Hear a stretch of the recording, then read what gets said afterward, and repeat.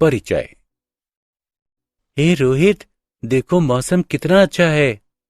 हाँ दीपक। अरे रोहित, जरा इधर देखो, यहाँ पर कई सारे मेंढक जल में कूद रहे हैं। ये कहाँ से निकल आते हैं?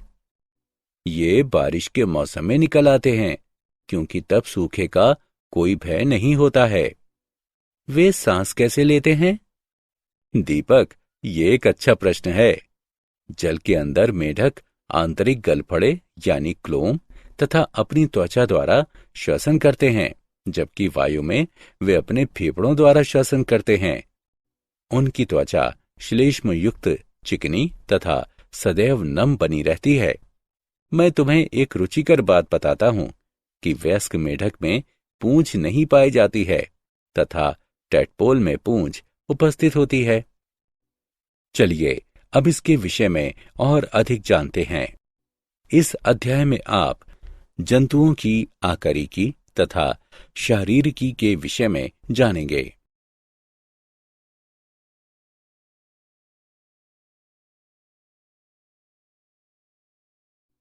केंचुआ।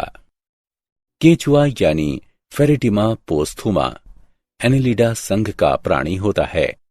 निम्न कारणों की वजह से इसका प्रयोग किस्म के अध्ययन के लिए किया जाता है।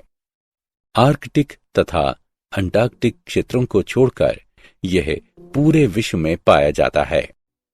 ये आसानी से उपलब्ध हो जाता है।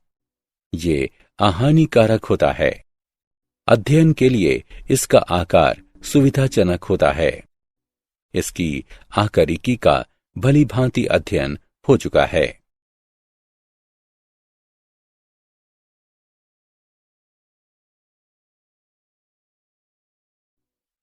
आकारिकी। केंचुओं का शरीर लंबा, बेलनाकार तथा द्विपार्श्व सममिति का होता है। शरीर का अग्रसिरा नुकीला तथा बिल खोदने में सहायक होता है, जबकि पश्च सिरा अधिक या कम कुंद होता है। एक पूर्ण परिपक्व केंचुए की लंबाई सामान्यतः 4 से 6 इंच तथा व्यास इसके 1/4 से कम अथवा 1 इंच होता है। शरीर की सतह अनुप्रस्थ गोल खांचों द्वारा शरीर खंडों में विभक्त होती है। खंडों की संख्या 100 से अधिक होती है।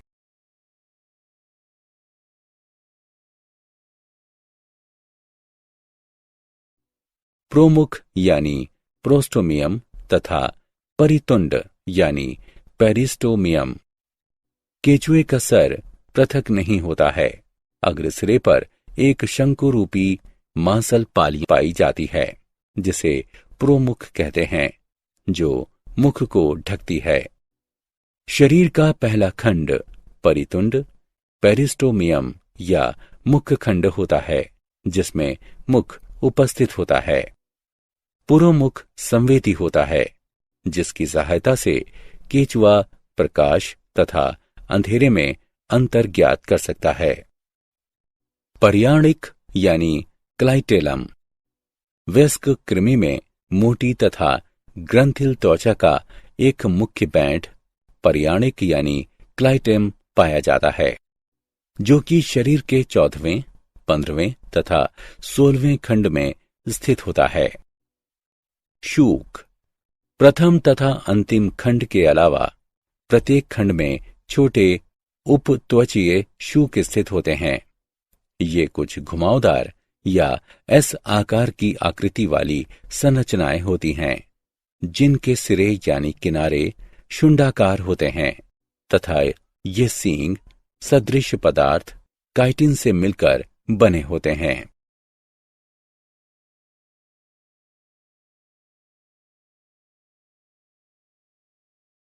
शारीरिकी। केंचुए की शरीर भित्ति पतली, मुलायम, चिकनी, भूरे रंग की तथा चमकदार होती है। उपत्वचा यानी क्यूटिकल देह भित्ति की सबसे बाह्य परत होती है। उपत्वचा यानी क्यूटिकल के नीचे कोशिकाओं की एक एकल परत पाई जाती है, जिसे बाह्य त्वचीय यानी एपिडर्मल कोशिकाएं कहते हैं। पर्याणिक यानी क्लाइटेलम के क्षेत्र में उपस्थित बाह्य त्वचा अत्यधिक मोटी तथा अति संवहनी यानी विशिष्ट होती है। पर्याणिक ग्रंथियां एल्बुमिन अंडे की सफेदी का स्रावण करती हैं, जो कि कोकून के निर्माण में भाग लेता है।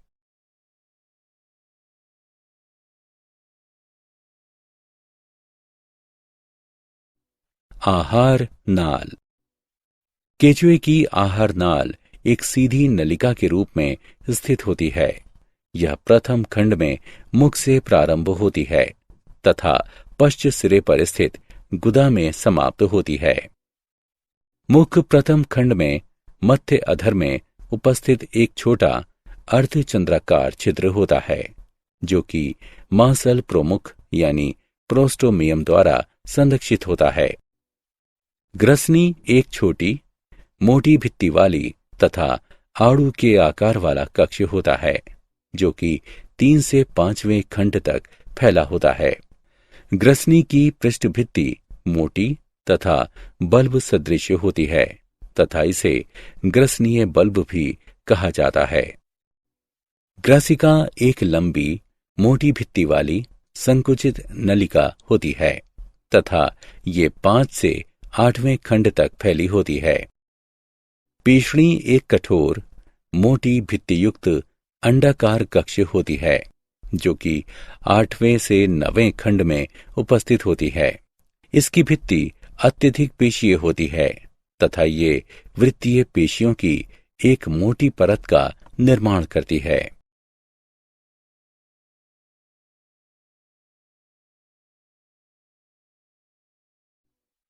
पेशणी एक लंबे नलिकादार अमाशय में समाप्त हो जाती है, जो कि 10 से 14 खंड तक फैली होती है। इसकी दीवारें अत्यधिक पेशीय तथा ग्रंथिल होती हैं तथा इसमें आंतरिक रूप से कई वलय पाए जाते हैं। आंत्र। आंत्र पतली भित्ति झुर्री युक्त बाह्य सतह वाली चौड़ी नलिका होती है, जो कि 14वें खंड के पश्चात प्रारंभ होती है। आंतरिक अस्तर में छोटे वलय पाए जाते हैं, जिन्हें अंकुर कहते हैं। ये एक अंकुर लंबा तथा सुविकसित हो जाता है तथा आंत्रवलन बनाता है, जो कि आंत्र की पृष्ठ दीवार से इसके ल्यूमेन में लटकी होती है। 15 से 26वें खंडों में स्थित आंत्र के भाग को पूर्व आंत्रवलिनी क्षेत्र कहते हैं। इसकी दीवारें संवहनी होती हैं तथा आंतरिक रूप से मुड़कर अंकुर का निर्माण करती हैं।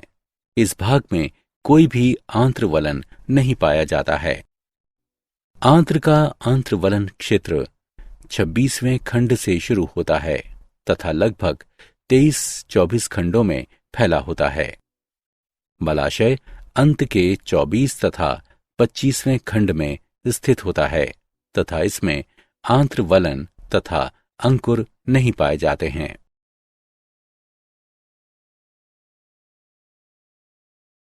परिसंचरण तंत्र। केचुए में बंद परिसंचरण तंत्र पाया जाता है, जो कि हृदय, रक्त वाहिकाओं तथा रक्त से मिलकर बना होता है। रक्त ग्रंथियां रक्त कोशिकाओं तथा हीमोग्लोबिन का निर्माण करती हैं, जो कि प्लाज्मा तथा शरीर के 4, 5 तथा 6वें खंड में उपस्थित रक्त ग्रंथियों में घुले होते हैं। वॉल्व युक्त हृदय के 4 जोड़े 7, 9, 12 तथा 13वें खंडों में उपस्थित होते हैं। हृदय का संकुचन रक्त को एक ही दिशा में संचारित करता है। छोटी रक्त वाहिकाएं आहार नाल, मेरुरज्जु तथा शरीर यानी देह भित्ति को रक्त पहुंचाती हैं। रक्त कोशिकाएं स्वभाव में भक्षी होती हैं।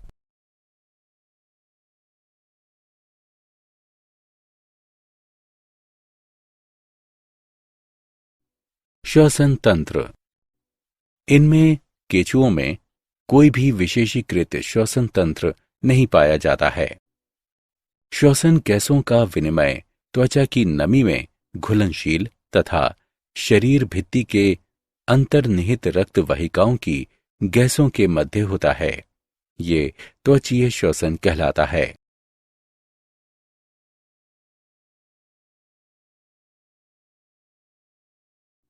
उत्सर्जी अंग।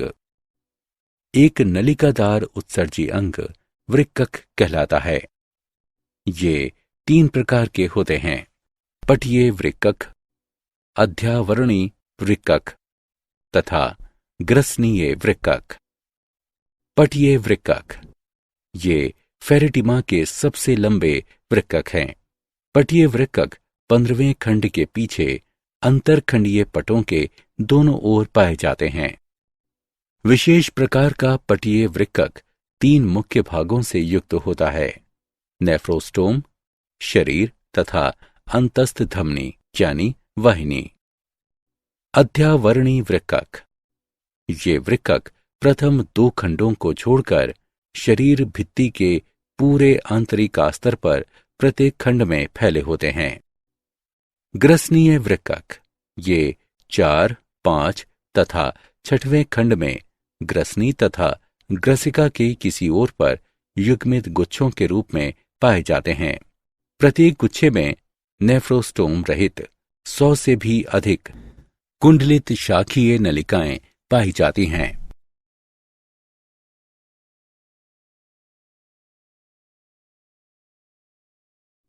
तंत्रिका तंत्र। अधिग्रसनीय या प्रमस्तिष्क गुच्छिका का एक जोड़ा संलयित होकर मस्तिष्क का निर्माण करते हैं, जो कि तीसरे खंड के अग्र तथा पृष्ठभाग में स्थित होता है। ये एक जोड़ी परिधीय ग्रसनीय की सहायता से 2 अधोग्रसनीय गुच्छिकाओं, जो कि ग्रसनी के नीचे स्थित होती हैं, उनसे जुड़ा होता है। एक दोहरा अधर मेरुरज्जु अंतिम खंड तक फैला होता है। गुच्छिकाएं मेरुरज्जु पर खंड के रूप में व्यवस्थित होती हैं।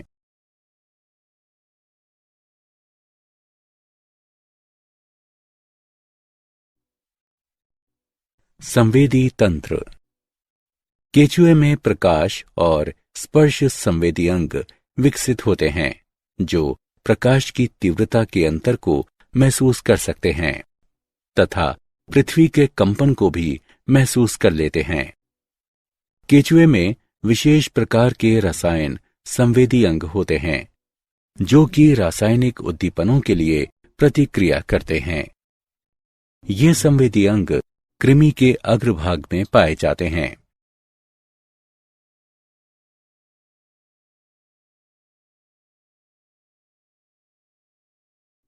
जनन तंत्र।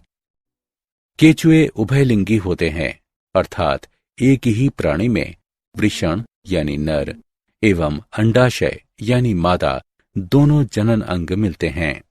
इनमें 10वें व 11वें खंड में 2 जोड़ी वृषण उपस्थित होते हैं।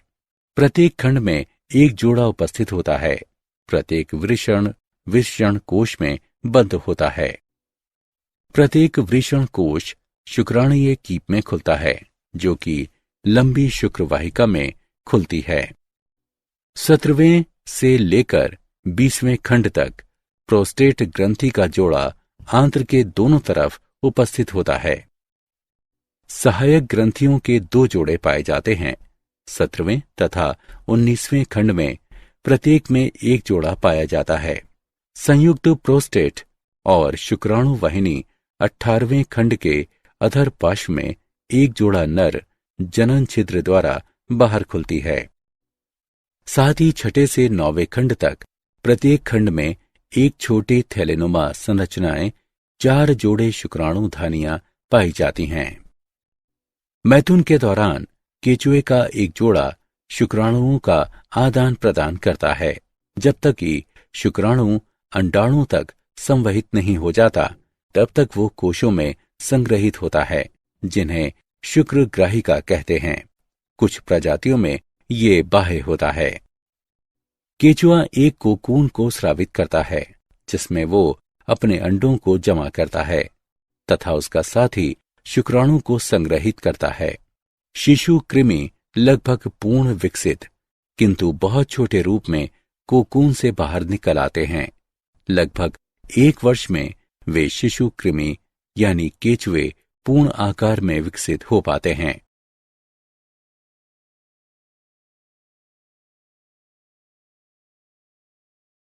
कॉकरोच यानी तिलचट्टा। कॉकरोच लंबी श्रृंगिकाओं तथा पैरों वाले कीट हैं। आकारिकी। कॉकरोच यानी तिलचट्टे का शरीर मुख्यतः सिर, वक्ष तथा उदर क्षेत्र में विभाजित होता है। कॉकरोच में संवेदी श्रृंगिकाएं पाई जाती हैं, जो कि इन्हें आसपास के वातावरण का निरीक्षण करने में सहायता प्रदान करती हैं। कॉकरोच का सिर त्रिकोणीय होता है तथा ये शरीर के समकोण पर होता है। ये खंडों के संलयन से बनता है तथा लचीली गर्दन के कारण ये सभी दिशाओं में घूम सकता है। सिर पर एक जोड़ी संयुक्त नेत्र तथा एक जोड़ी श्रृंगिकाएं पाई जाती हैं, जो कि वातावरण का निरीक्षण करने में सहायता प्रदान करती हैं।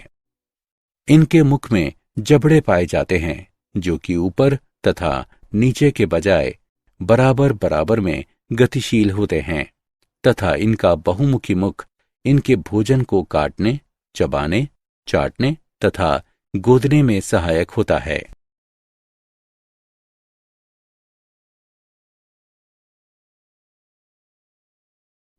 आकारिकी। वक्ष शरीर का मध्य भाग होता है, जिससे कीट की 6 टांगें तथा 2 पंख जुड़े होते हैं। प्रत्येक टांग में उपस्थित 2 पंजे तथा उन पर उपस्थित बाल कॉकरोच को पकड़ने तथा दीवार पर आसानी से चढ़ने में सक्षम बनाते हैं। कॉकरोच की टांगें बहुत मजबूत होती हैं तथा वो लगभग 4.8 किलोमीटर प्रति घंटे की दूरी तक तय कर सकते हैं। वक्ष मुख्यतः 3 भागों में बटा होता है: अग्रवक्ष, मध्यवक्ष तथा पश्चवक्ष। अग्रवक्षीय टांगें कॉकरोच के सिर के पास होती हैं। ये सबसे छोटी टांगें होती हैं तथा कॉकरोच को गमन करने के समय ये अवरोधक की भांति कार्य करती हैं। अग्रवक्ष का कुछ भाग कॉकरोच के सिर को भी ढकता है। मध्य टांगें मध्यवक्षीय टांगें होती हैं। ये टांगें कॉकरोच को गति बढ़ाने तथा कम करने में सहायता प्रदान करती हैं। पश्चवक्षीय टांगें कॉकरोच की सबसे लंबी टांगें होती हैं तथा ये कॉकरोच को आगे चलने में सहायता प्रदान करती हैं।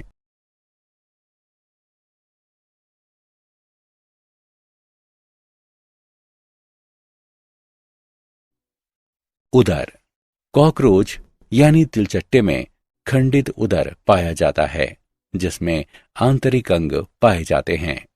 एक नलिकाकार हृदय रक्त को अंगों तथा ऊतकों तक पहुंचाता है।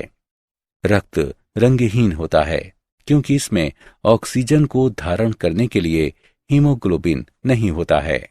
महाधमनी रक्त को विशेष अंगों तक ले जाती है। अधिकांश रक्त रिक्त स्थानों के जाल यानी नेटवर्क द्वारा संचारित होता है, जो रुधिर गुहा यानी हीमोसील कहलाता है।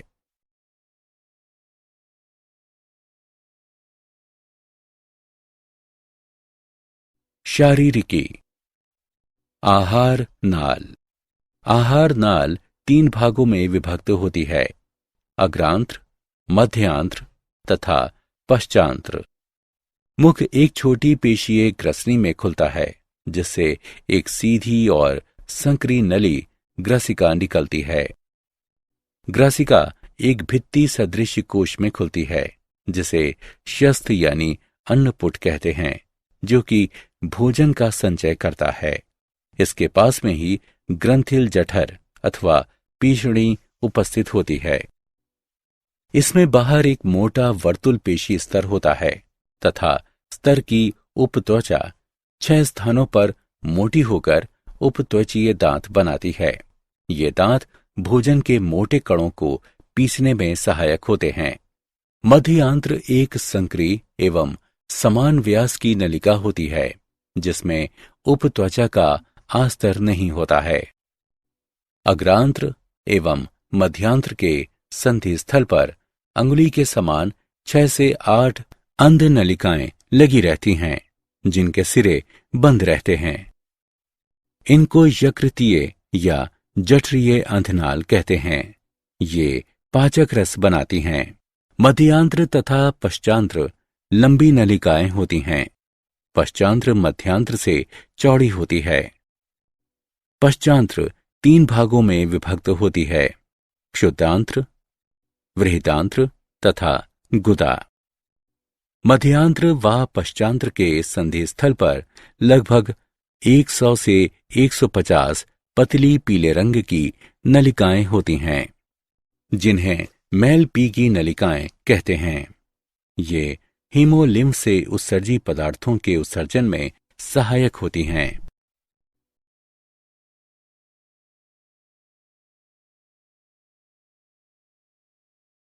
परिसंचरण तंत्र। तिलचट्टे में खुले प्रकार का परिसंचरण तंत्र होता है। इसकी रुधिर वाहिनियां अल्प विकसित होती हैं और रुधिर गुहा में खुलती हैं तथा उसी में सभी अंतरंग अंग डूबे रहते हैं, जिसे रुधिर लसिका कहते हैं। रुधिर लसिका हीमोलिम्फ रंगहीन प्लाज्मा व रुधिर राणुओं से बना होता है। हीमोलिम्फ रंगहीन प्लाज्मा तथा रुधिराणुओं यानी हीमोसाइट से मिलकर बना होता है, जो कि कॉकरोच के रक्त को सफेद रंग प्रदान करता है। कॉकरोच का हृदय वक्ष तथा अधर की मध्य पृष्ठीय रेखा के पास स्थित होता है। हृदय आगे चलकर कीपाकार कोष्ठकों में विभेदित होता है, जिसमें दोनों तरफ आस्य होते हैं।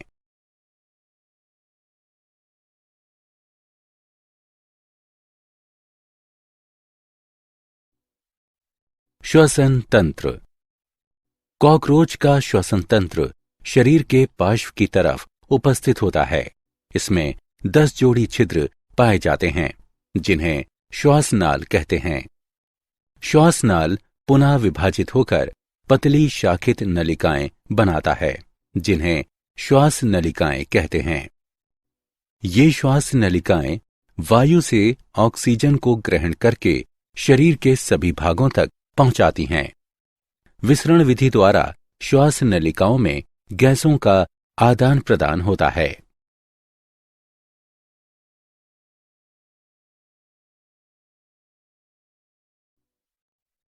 उत्सर्जी तंत्र। कॉकरोच में उत्सर्जन मैलपीगी नलिकाओं द्वारा होता है, जो कि आहार नाल में मध्यांत्र तथा पश्चांत्र के संयोजन पर उपस्थित होती हैं।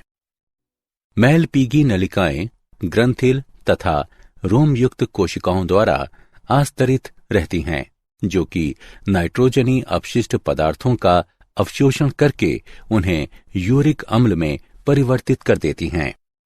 इस प्रकार का उत्सर्जी तंत्र यूरिक अम्ल उत्सर्गी कहलाता है। तंत्रिका तंत्र।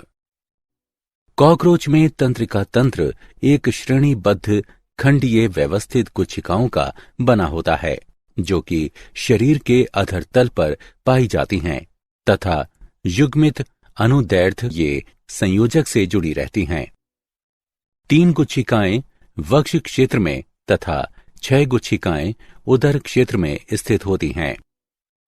मस्तिष्क सिर के क्षेत्र में अधिग्रासिका गुच्छिका द्वारा निरूपित किया जाता है, जो कि संवेदी अंगों, श्रृंगिकाओं तथा संयुक्त नेत्रों को तंत्रिकाएं भेजता है। जनन तंत्र। कॉकरोच द्विलिंगी होता है। नर प्रजनन तंत्र में एक जोड़ी वृषण पाए जाते हैं, जहां से शुक्रवाहक नीचे की तरफ स्थित होते हैं तथा शुक्राशय द्वारा होती हुए स्खलनीय वाहिनियों में खुलते हैं। स्खलनीय वाहिनियां शुक्राणुओं को परस्पर एक बंडल में बांधे रखती हैं, जिसे शुक्राणुधर कहते हैं। शुक्राशय नर गोनोफोर में खुलता है, जो कि गुदा की अधर सतह पर उपस्थित होता है। प्रजनन सहायक ग्रंथि 6वें और 7वें उदर खंडों में उपस्थित होती है। नर युग्मन प्रवर्ध यानी गोनोफोफिस द्वारा बाह्य जनन छिद्र निरूपित होते हैं। मादा प्रजनन तंत्र में 2 बड़े आकार के अंडाशय होते हैं जो उदर के 2 से 6वें खंड में शरीर के पार्श्व पर स्थित होते हैं। प्रत्येक अंडाशय 8 अंडाशयी नलिकाओं के समूह का बना होता है, जिसमें परिवर्धित हो रहे अंडों की एक श्रृंखला पाई जाती है। ये अंडाशय एक अंडवाहिनी से जुड़े होते हैं जो कि जनन कक्ष में खुलती है। इसके अतिरिक्त 6वें खंड में एक जोड़ी शुक्राणुधानी उपस्थित होती है जो जनन कक्ष में खुलती है। मैथुन के दौरान नर कॉकरोच मादा के अंडवाहिनी में शुक्राणुओं को स्थानांतरित कर देता है। ये निषेचित अंडे एक संपुट यानी कैप्सूल में लिपटे होते हैं जिसे अंड कवच कहते हैं। फिर ये संपुट भोजन के स्रोत के निकट उपयुक्त सतह पर त्याग दिए जाते हैं। प्रत्येक अंड कवच में लगभग 14 से 16 अंडे होते हैं। इस प्रकार कॉकरोच में निषेचन, आंतरिक तथा परिवर्धन पैरामेटाबोलस होता है जो कि अर्भक अवस्था का अनुकरण करता है। मेंढक। मेंढक उभयचर होता है। ये स्वच्छ जल जैसे नालियों, तालों, तालाबों, झीलों, धीरे बहने वाली धाराओं आदि तथा जल निकायों के पास नमी वाली भूमि में भी पाया जाता है। ये जीवन की उभयचर प्रणाली के लिए निम्नलिखित अनुकूलनों को दर्शाते हैं। त्वचा श्वसन का एक मुख्य सहायक अंग है जिसके लिए ये इसे नम बनाए रखता है। जल में छलांग लगाकर शत्रुओं से स्वयं की रक्षा करते हैं। निषेचन तथा परिवर्धन जल में होते हैं। आकारिकी। मेढक का शरीर सिर तथा धड़ में विभाजित होता है। गर्दन तथा पूंछ अनुपस्थित होती हैं। त्वचा 2 भिन्न परतों, बाह्य उपत्वचा तथा आंतरिक त्वचा से बनी होती है। ये संयोजी ऊतक कोशिकाओं तथा तंतुओं, रक्तवाहिकाओं तथा कोशिकाओं, मेरु तंतुओं तथा कोमल पेशीय तंतुओं से बनी होती हैं। त्रिकोणीय आकार का सिर धड़ भाग से जुड़ा होता है। आंतरिक मुख एक विस्तृत अनुप्रस्थ छिद्र होता है। मुख के ऊपर एक जोड़ी कर्णपाली कम दूरी पर उपस्थित होते हैं। दोनों तरफ आंखों के ठीक पीछे एक वर्णक कर्णपटह यानी टिप्नेपम उपस्थित होता है।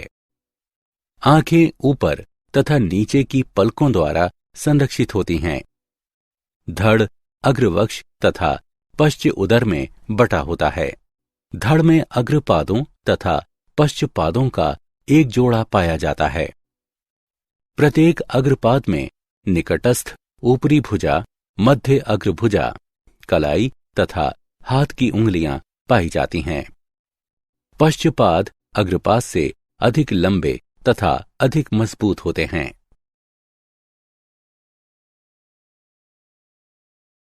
शारीरिकी। मेढक की आहार नाल निम्नलिखित भागों में विभक्त होती है। मुख तथा मुख ग्रसनीय गुहा। मेढक में मुख चौड़ा, दरार सदृश अर्धचंद्राकार द्वार होता है जो कि थूथन के सिरे पर स्थित होता है। ये टिम्पेनम की एक सतह से दूसरी सतह तक फैला हुआ है। मेढक में मुख गुहा तथा ग्रसनी परस्पर मिलकर मुख ग्रसनीय गुहा बनाती है। ग्रसनी। मुख ग्रसनीय गुहा का पश्चभाग ग्रसनी को दर्शाता है। ये 2 द्वारों द्वारा छिद्रित होता है। भोजन नली के मध्य में चौड़ा तथा घुमावदार द्वार स्थित होता है। ये ग्रसिका में खुलता है। ग्रसिका। ये एक चौड़ी तथा संकुचित नलिका है। गर्दन की अनुपस्थिति के कारण ये बहुत छोटी होती है तथा अमाशय तक फैली होती है। अमाशय। ये देह गुहा में बाईं तरफ स्थित होता है। अमाशय आहार नाल का सबसे चौड़ा तथा लगभग 2 इंच लंबा भाग होता है। आहार नाल। आंत्र। अमाशय एक लंबी नलिकादार आंत्र में खुलता है। ये 3 भागों में विभक्त होती है। ग्रहणी, छोटी आंत्र या क्षुद्रांत्र तथा बड़ी आंत्र या वृहदांत्र या मलाशय। ग्रहणी, ये आंत्र का यू आकार का अग्रभाग होता है। ये अमाशय के समांतर फैली होती है। छोटी आंत्र या क्षुद्रांत्र, ये कई लूप बनाती है। ये पतली भित्ति वाली घुमावदार नलिका जो कि लगभग 8 से 10 इंच लंबी होती है। बड़ी आंत्र या वृहदांत्र या मलाशय, ये छोटी किंतु तुलनात्मक चौड़ी नलिका होती है। इसकी आंतरिक सतह अनुदैर्ध्य वलियों में निर्मित हो जाती है। इसे मलाशय भी कहते हैं। अवस्कर तथा अवस्कर द्वार। मलाशय के दूरस्थ भाग को अवस्कर या अवस्कर कक्ष कहते हैं। इसमें गुर्दे तथा मूत्राशय की मूत्र जनन वाहिनियों के छिद्र खुलते हैं। श्वसन तंत्र। भोजन के ऑक्सीकरण अथवा दहन द्वारा उत्पन्न ऊर्जा दैनिक उपापचयी क्रियाओं को करने के लिए आवश्यक होती है। इस प्रक्रिया के दौरान ऑक्सीजन उपभोग में आती है तथा कार्बन डाइऑक्साइड निष्कासित होती है। ऑक्सीजन को ग्रहण करने तथा कार्बन डाइऑक्साइड को त्यागने की प्रक्रिया सांस लेना कहलाती है तथा रासायनिक परिवर्तन जिनके द्वारा भोजन का ऑक्सीकरण तथा ऊष्मीय ऊर्जा की विमुक्ति होती है तथा कार्बन डाइऑक्साइड का निर्माण होता है, श्वसन कहलाती है।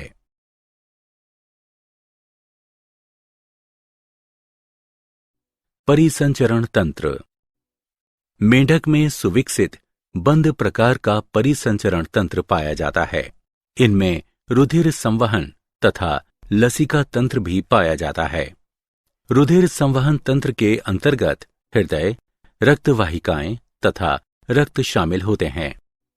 हृदय त्रिकक्षीय होता है तथा इसमें 2 अलिंद तथा 1 निलय होता है। हृदय एक झिल्ली में हृदय आवरण से ढका होता है। एक त्रिभुजाकार संरचना जिसे शिराकोटर यानी साइनस वेनोसस कहते हैं, हृदय के दाहिने अलिंद से जुड़ा रहता है तथा ये मुख्य शिराओं जिन्हें महाशिरा कहते हैं, इनसे रक्त ग्रहण करता है।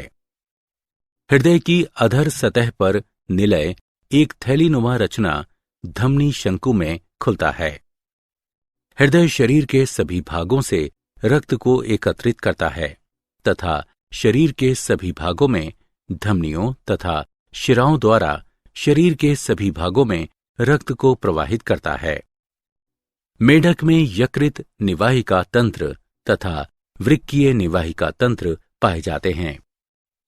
यकृत निवाहिका तंत्र यकृत तथा आंत्र के मध्य एक विशिष्ट शिरीय संबंध होता है, जबकि वृक्कीय निवाहिका तंत्र वृक्क तथा शरीर के निम्नतम भागों का विशिष्ट शिरीय संबंध होता है। रक्त प्लाज्मा से बना होता है। 3 प्रकार के रक्त कणिकाओं के नाम निम्न हैं। रक्ताणु, लाल रक्त कणिकाएं। श्वेताणु, श्वेत रक्त कणिकाएं। पट्टिकाणु यानी प्लेटलेट्स। रक्ताणुओं यानी लाल रक्त कणिकाओं में केंद्रक पाया जाता है तथा ऑक्सीजन तथा कार्बन डाइऑक्साइड के परिवहन के लिए इनमें एक लाल वर्णक हीमोग्लोबिन पाया जाता है। रक्त की तुलना में लसिका में कुछ प्रोटीनों, रक्ताणुओं तथा प्लेटलेट्स का अभाव होता है। उत्सर्जी तंत्र। उत्सर्जन उपापचय के परिणाम स्वरूप बनने वाले अपशिष्ट पदार्थों के उन्मूलन की वह प्रक्रिया है जिसमें हानिकारक उत्पाद शरीर से बाहर त्याग दिए जाते हैं। मेढक में वृक्क का एक जोड़ा मुख्य उत्सर्जी अंग होता है। वृक्क की सूक्ष्म संरचना कई लच्छेदार नलिकाओं की उपस्थिति को दर्शाती है, जिसे मूत्रजन नलिकाएं कहते हैं। मूत्रजन नलिकाएं शीर्ष के रूप में प्रारंभ होती हैं, जिसमें 2 भित्तियां पाई जाती हैं, जो कि ग्रंथिल उपकला की चपटी कोशिकाओं द्वारा आस्तरित होती हैं। तंत्रिका तंत्र। तंत्रिका तंत्र न्यूरॉन से बना होता है। तंत्रिका तंत्र 3 मुख्य भागों केंद्रीय तंत्रिका तंत्र, परिधीय तंत्रिका तंत्र तथा स्वायत्त तंत्रिका तंत्र से मिलकर बना होता है। शरीर में मस्तिष्क का महत्व यह है कि वह शरीर की कोशिकाओं, ऊतकों तथा अंग तंत्रों के कार्यों का समन्वय तथा नियंत्रण करता है, जिससे कि वे एक इकाई के रूप में कार्य कर सकें। मेंढक का मस्तिष्क 3 भागों अग्र मस्तिष्क, मध्य मस्तिष्क तथा पश्चिम मस्तिष्क में विभक्त होता है। अग्र मस्तिष्क में घ्राण पालियां, जुड़वां, युग्मित, प्रमस्तिष्क गोलार्ध और केवल एक अग्र मस्तिष्क पश्च होते हैं। मध्य मस्तिष्क एक जोड़ा दृक्पालियों का बना होता है। पश्चिम मस्तिष्क अनुमस्तिष्क एवं मेडुला ऑब्लांगेटा का बना होता है। जनन तंत्र। मेंढक के नर जनन अंग के अंतर्गत एक जोड़ी वृषण, 10 से 12 जोड़ी शुक्र वाहिकाएं तथा एक जोड़ी मूत्र जनन नलिका या मूत्र नली आते हैं। वृषण हल्के पीले रंग के अंडाकार या बेलनाकार संरचना वाले होते हैं, जो कि लंबाई में 1 इंच के होते हैं। अग्र सिरे पर ये वृक्क की अधर सतह से पेरिटोनियम के वलय, जिसे मेजोरकियम कहते हैं, इसके द्वारा जुड़े रहते हैं। प्रत्येक वृषण से 1 दर्जन शुक्र वाहिकाएं निकलती हैं, जो कि वृषण से शुक्राणुओं का वहन करती हैं। मूत्र नली बाह्य जनन उत्पादों को शरीर से बाहर निकालती हैं, इसलिए ये मूत्र जनन नलिकाएं भी कहलाती हैं। मादा जनन तंत्र।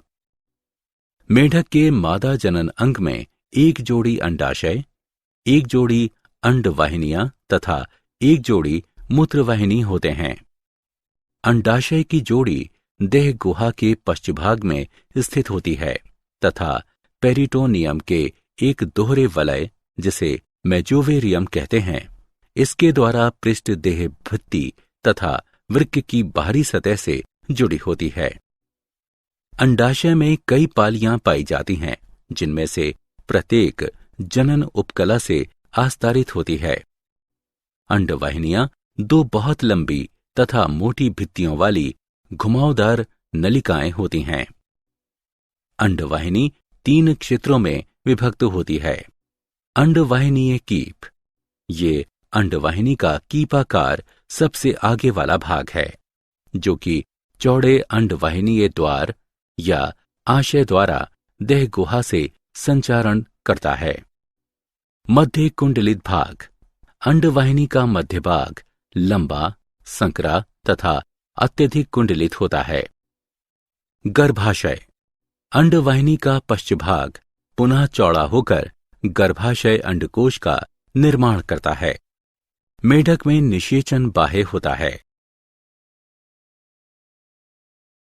क्या आप जानते हैं, सर जॉन बी गुरडोन द्वारा केंद्रक प्रत्यारोपण यानी ट्रांसप्लांट तथा कोशिका विभेदन। मेढक की आंत्र में से एक कोशिका का केंद्रक मेढक के अंड में प्रत्यारोपित किया जाता है, जो कि एक सामान्य मेढक को जन्म देता है। यह प्रयोग भ्रूणीय विकास के दौरान जीन्स के नियंत्रण के अध्ययन में सहायता करता है। सारांश। आइए हमने जो कुछ सीखा है उसे संक्षेप में दोहराएं। केचुए का शरीर लंबा, बेलनाकार तथा द्विपार्श्वीय सममिति वाला होता है। केचुए में सिर पृथक नहीं होता है तथा प्रथम तथा अंतिम को छोड़कर केचुए का प्रत्येक खंड में छोटे शूक उपस्थित होते हैं। केंचुए की आहार नाल प्रथम खंड में मुख से प्रारंभ होकर पश्च सिरे पर स्थित गुदा पर जाकर समाप्त होती है। केंचुए में बंद प्रकार का परिसंचरण तंत्र पाया जाता है। केंचुए में कोई भी विशेष प्रकार का श्वसन तंत्र नहीं होता है। केंचुए में प्रकाश और स्पर्श संवेदी अंग विकसित होते हैं, जो प्रकाश की तीव्रता के अंतर को महसूस कर सकते हैं तथा पृथ्वी के कंपन को भी महसूस कर लेते हैं। केंचुए उभयलिंगी होते हैं, अर्थात एक ही प्राणी में वृषण यानी नर एवं अंडाशय यानी मादा दोनों जनन अंग मिलते हैं। कॉकरोच लंबी श्रृंगिकाओं तथा पैरों वाले कीट हैं। कॉकरोच का शरीर सिर, वक्ष तथा उदर क्षेत्र में विभाजित होता है। आहार नाल 3 भागों में विभक्त होती है: अग्रांत्र, मध्यांत्र तथा पश्चांत्र। कॉकरोच में खुला परिसंचरण तंत्र पाया जाता है। कॉकरोच में श्वसन तंत्र शरीर की पार्श्व सतह पर पाया जाता है। कॉकरोच में उत्सर्जन मैलिपीगी नलिकाओं द्वारा होता है तथा ये द्विलिंगी होते हैं। मेंढक उभयचर होते हैं तथा मेंढक का शरीर सिर तथा धड़ में विभाजित होता है। गर्दन तथा पूंछ अनुपस्थित होती हैं। ऑक्सीजन को ग्रहण करने तथा कार्बन डाइऑक्साइड को त्यागने की प्रक्रिया सांस लेना कहलाती है तथा रासायनिक परिवर्तन जिनके द्वारा भोजन का ऑक्सीकरण तथा ऊष्मीय ऊर्जा की विमुक्ति होती है तथा कार्बन डाइऑक्साइड का निर्माण होता है, इसे श्वसन कहते हैं। मेढकों में सुविकसित बंद प्रकार का परिसंचरण तंत्र पाया जाता है। मेढक में वृक्क का एक जोड़ा मुख्य उत्सर्जी अंग होते हैं। तंत्रिका तंत्र 3 मुख्य भाग केंद्रीय तंत्रिका तंत्र, परिधीय तंत्रिका तंत्र तथा स्वायत्त तंत्रिका तंत्र से मिलकर बना होता है।